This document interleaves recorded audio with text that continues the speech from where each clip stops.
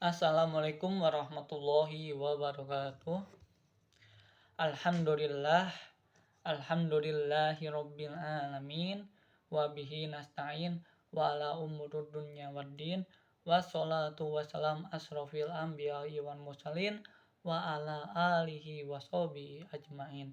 Amma ba'du, puji syukur atas kehadirat Allah Subhanahu wa taala yang mana kita bisa berkumpul kembali, bisa bertatap muka kembali dalam pembelajaran sejarah kebudayaan Islam.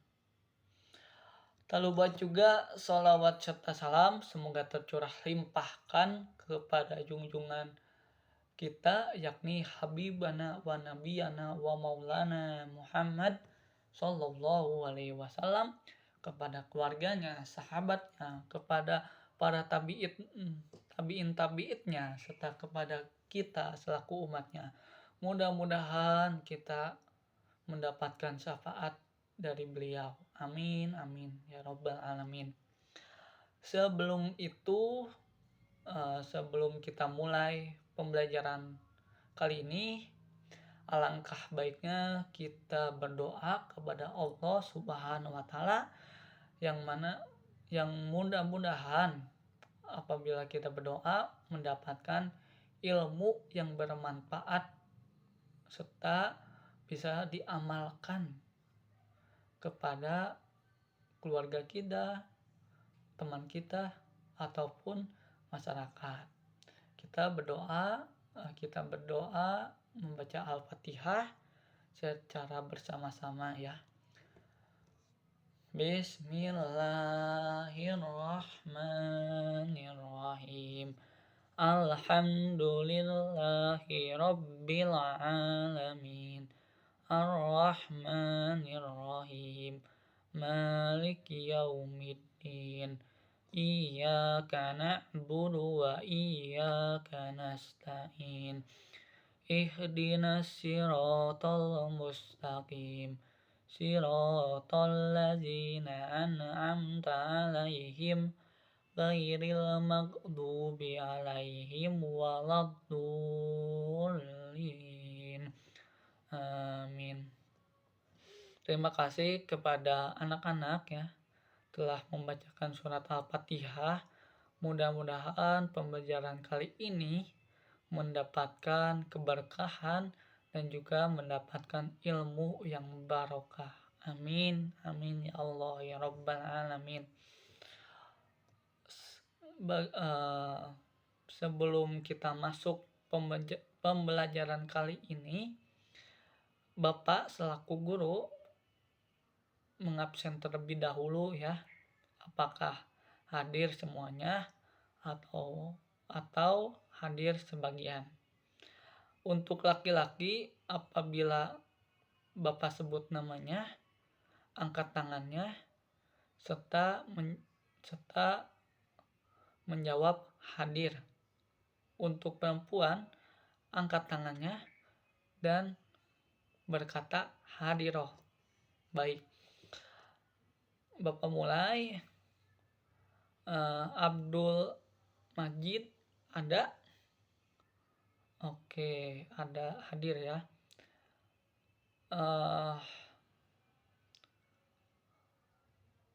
Angga Saputra hadir? Hadir. Mujahidah Fisabilillah Hakiki hadir? Hadir. Oke, hadir.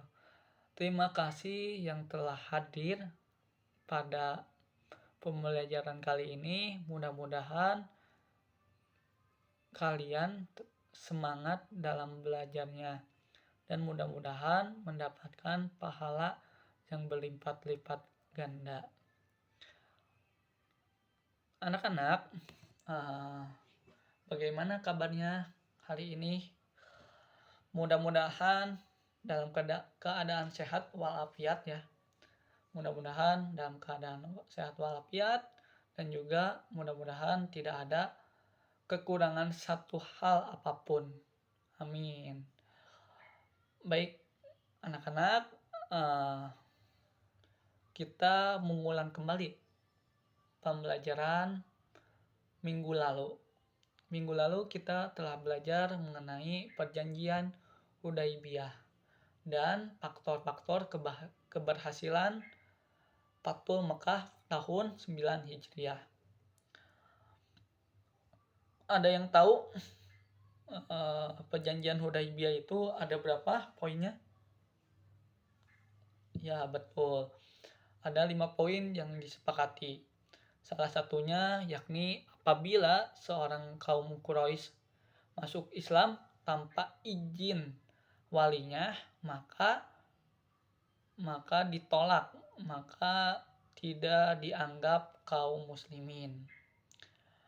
Dan juga faktor-faktor keberhasilan Fathul Mekah tahun 9 Hijriah. Ada yang tahu Fathul Mekah itu apa?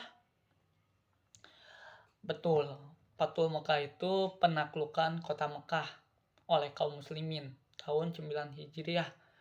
Atau Fathul Mekah itu bisa disebut juga pembuka pintu Mekah atau juga kaum muslimin membuka kembali akses menuju ke Mekah. Oke, tujuan pembelajaran kali ini kita belajar mengenai Haji Wada. Haji Wada dan juga tanggapan umat muslim mengenai wafatnya Rasulullah Shallallahu Alaihi Wasallam. Kali ini tujuan pembelajaran tentang Haji Wada dan wafatnya Rasulullah Shallallahu Alaihi Wasallam, yakni pertama diharapkan siswa dapat menceritakan kembali wafatnya Rasulullah Shallallahu Alaihi Wasallam. Yang kedua yakni diharapkan siswa dapat menjelaskan latar belakang Haji Wada. Yang ketiga yakni mendeskripsikan tentang sejarah Haji Wada. Yang terakhir, diharapkan siswa bisa mengambil hikmah dari perjuangan Nabi Shallallahu Alaihi Wasallam sampai beliau wafat. Baik anak-anak, kita masuk ke materi inti.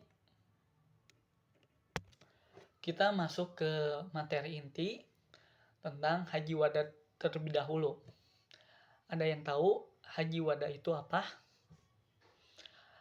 Ya, betul. Haji Wada itu adalah haji yang dilakukan oleh Rasulullah Shallallahu Alaihi Wasallam yang terakhir kalinya di dalam dunia ini. Haji Wada yang dilakukan oleh Rasulullah Shallallahu Alaihi Wasallam bertepatan pada tanggal 25 Dzulqa'dah tahun 10 Hijriah. Haji Wada ini diikuti oleh kaum muslimin sebanyak 10.000 kaum muslimin.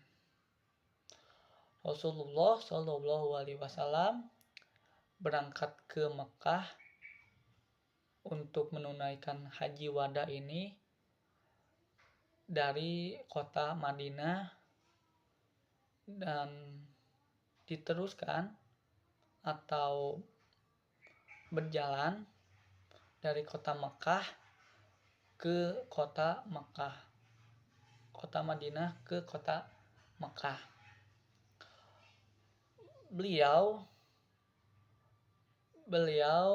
bernasihat kepada kaum muslimin yang berjumlah 10.000 kaum muslimin kaum muslimin di Bukit Arafah pada tanggal 8 Zulhijjah tahun 10 Hijriah atau bertepatan pada 7 Maret tahun 630 Hijriah. Beliau memberikan nasihat-nasihat untuk kaum muslimin khususnya. Beliau memberikan nasihat kepada kaum muslimin. Yang pertama, janganlah kalian umat muslim mengkasari istri-istri kalian.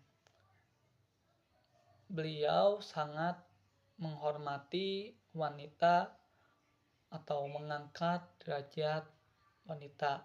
Maka dari itu, untuk kaum muslimin khususnya para suami, janganlah berbuat kasar kepada istri-istri kalian. Yang kedua yakni umat muslim jangan membalaskan dendam kepada kaum musyrikin. Membalaskan dendamnya seperti apa? Seperti membunuh atau berperang dan sebagainya. Rasulullah Shallallahu Alaihi Wasallam menganjurkan jangan membalas perbuatan-perbuatan keji kaum kafir. Jangan membalas perbuatan-perbuatan kafir seperti membunuh. Yang ketiga yakni Rasulullah Shallallahu Alaihi Wasallam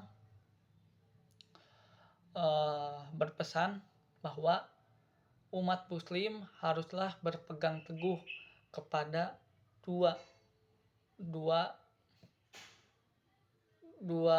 pegangan agar tidak tersesat untuk mengarungi kehidupan. Yakni beliau berpesan agar berpegang teguh kepada Al-Quran yang diturunkan oleh Allah Subhanahu wa Ta'ala dan juga sunnah-sunnah Nabi atau ketetapan-ketetapan atau perkataan-perkataan atau perbuatan-perbuatan Nabi Shallallahu Alaihi Wasallam.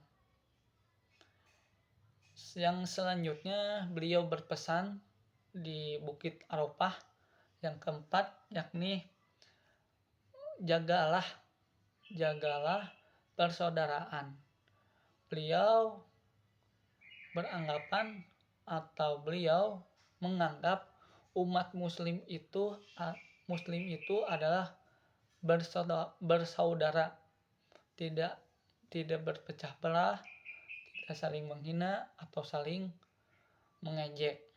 Beliau juga berpesan terus jaga persaudaraan, terus jaga tali silaturahmi dan sebagainya. Sebab beliau mengatakan orang muslim itu dilihat dari ketakwaannya, bukan dari hartanya, dari pangkatnya ataupun dari jabatannya. Allah pun sampai berfirman dalam Al-Quran surat Al-Maidah ayat 3 yang berpas-pasan dengan ayat terakhir yang diturunkan oleh Allah Subhanahu wa Ta'ala kepada Nabi Shallallahu Alaihi Wasallam yang memiliki arti yakni pada hari ini telah kusempurnakan untuk kamu agamamu dan telah kucukupkan kepadamu nikmatku dan telah ku ridhoi Islam itu jadi agama bagimu. Jadi Allah itu berfirman di dalam surat Al-Maidah tadi ayat 3 bahwa pada hari ini atau pada hari Haji Wada ini telah disempurnakan ajaran-ajaran Islam. ajaran-ajaran Islam, ajaran-ajaran yang terdahulu disempurnakan dalam satu kesatuan, yakni agama Islam. Dan juga kucukupkan kepadamu nikmatku, telah dicukupkan nikmat-nikmat yang diberikan oleh Allah Subhanahu wa taala. Dan juga Allah telah ridho bahwa agama Islam adalah agama yang hak, agama yang diridhoi oleh Allah Subhanahu wa taala. Selanjutnya yakni yang kedua, tentang tanggapan umat muslim mengenai wafatnya Rasulullah Shallallahu Alaihi Wasallam. Tanggapan umat muslim ketika Rasulullah Shallallahu Alaihi Wasallam wafat itu tampak kebingungan, tampak pikirannya tidak sanggup untuk menerima kenyataan bahwa Rasulullah Shallallahu Alaihi Wasallam telah meninggal.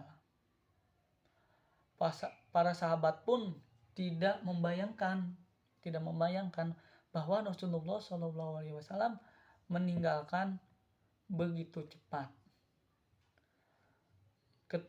Sehingga ketika itu Umar bin Khattab mengatakan bahwa apabila ada orang yang mengatakan Rasulullah Shallallahu Alaihi Wasallam telah meninggal, akan dibunuh. Akan tetapi Abu Bakar selaku yang paling tua berpidato bahwa Rasulullah Shallallahu Alaihi Wasallam itu benar-benar telah wafat, sehingga Allah Subhanahu wa taala berfirman dalam surat Ali Imran ayat 144. Setelah Nabi Muhammad SAW meninggal, setelah Nabi Muhammad SAW atau Rasulullah SAW telah meninggal, banyak umat Islam kembali lagi ke zaman jahiliyah atau ke zaman kegelapan, di mana umat Islam sebagian murtad atau keluar dari Islam. Umat Islam juga yang murtad atau keluar dari agama Islam, umat Islam atau umat yang keluar dari Islam itu tidak mau membayar zakat atau ridah.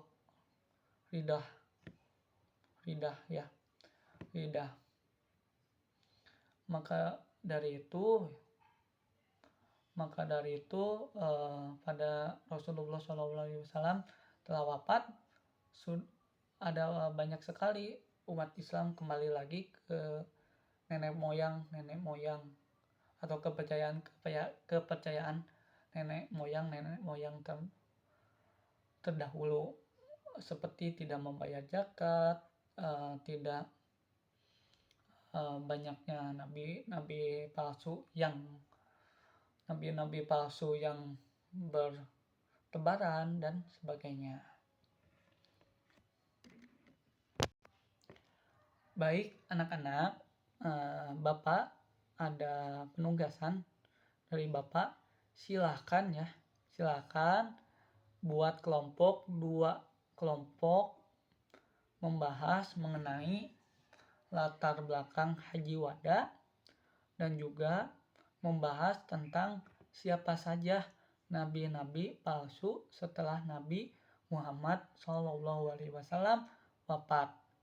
Setelah itu, setelah berdiskusi dengan kelompoknya, silakan tunjuk 1 orang atau 2 orang untuk mempresentasikan mempresentasikan hasil diskusinya dengan kelompoknya.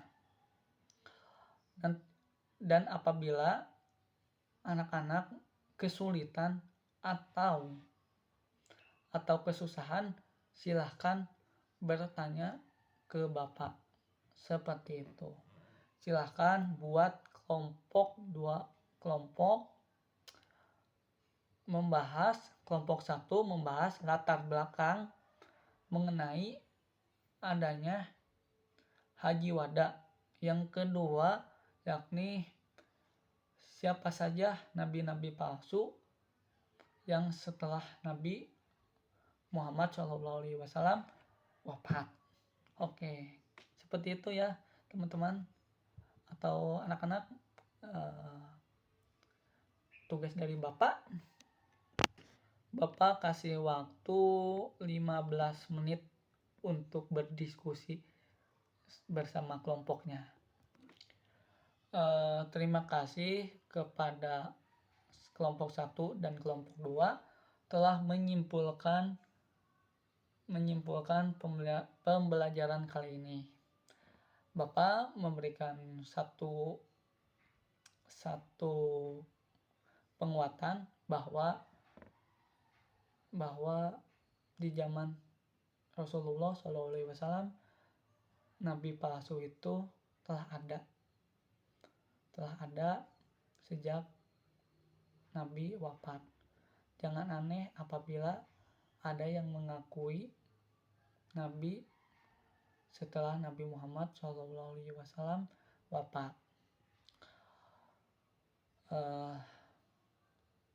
Nanti pada pertemuan yang akan datang, silakan teman-teman browsing atau mencari di Google ya mengenai peradaban Islam sebelum pra-Islam atau sebelum Islam datang. Silakan cari di internet mengenai peradaban pra-Islam atau sebelum Islam datang.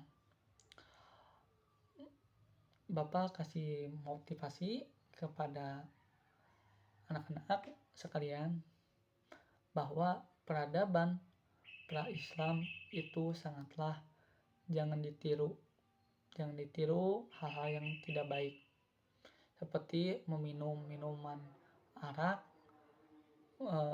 membunuh atau mengubur anak-anak perempuan secara hidup-hidup ataupun percaya kepada tahayul. Itu jangan. Maka dari itu mari kita berpikir jernih, berpikir logis bahwa apa yang disampaikan atau apa yang disampaikan